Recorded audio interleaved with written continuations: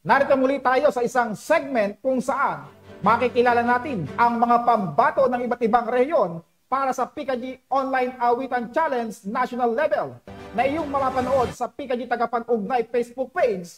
Maaari nyo itong suportahan sa pamamagitan ng pag-like, comment, and share ng contender na inyong napupusuan. At ngayon, ating kilalanin ang kilalang grupo ng mga awit sa Western Mindanao na veterano na sa pagkikipaglaban sa pag-awit sa iba't ibang panig ng bansa.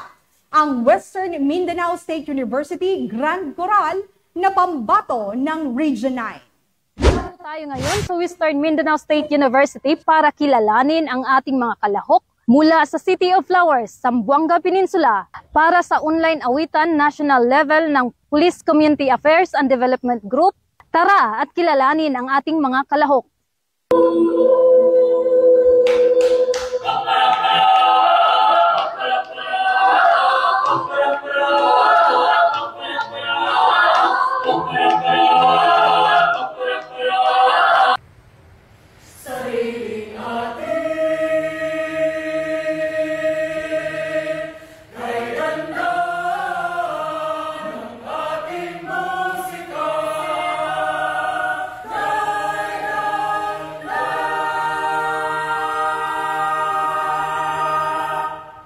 Hello, I'm Associate Professor Jeremiah Documento Calizang, the choir master of the WMC Grand Choral.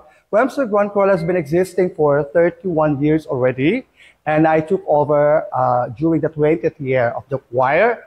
So we're inviting you all to please follow Tagapag-Ugnay page, and then like, comment, and share. No? Sa mga Region 9 para manalo tayo. So hopefully you will help us. Buenos dias! So, una po sa lahat, isang karangalan ang maging representative ng Region 9 at may pakita ang aming talento hindi lamang sa Zamboanga City, Region 9, pati na rin sa iba't ibang lalawigan ng ating bansa. Kaya naman nagpapasalamat po kami sa PNP at sa PCADG sa paggawa ng platapormang ito. Yun lamang. So, yung mga patimpalak po na aming nasalihan na is the recently MAS 2023, which is the Mindanao Association of State Tertiary Schools Incorporated, and also the noong 2023, which is last year lang din, is the Andrea O. Veneracion International Choral Festival po, which was held rather sa Samsung Performing Arts Theater sa Makati po. Yan. Now, as for the highest attainments of our choral, well, as earlier mentioned, we had the Andrea O. Veneracion International Choral Festival, which was held in Manila, Samsung Performing Arts Theater last July 21, 2023, wherein we bagged the Bronze Conductor Award, albeit on our first try. So, hello, I am Kathleen Faith Mariano, the president of WMSU Grand Choral. This was requested by our dearest President, Dr.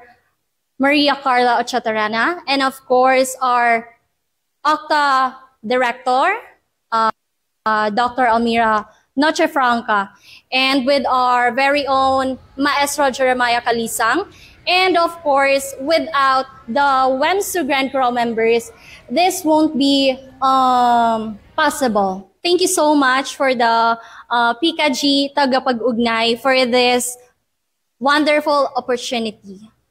So we encourage all our co-students here in the Western Mindanao State Universities, our family, friends, of course, other human being in Region 9 Philippines, to please like and share and comment on our entry in PCADG. And kung hindi ka pa nag-like, comment, and share, please gawin mo na para manalo ang Region 9 na nirepresent ng WMSU Grand Choral.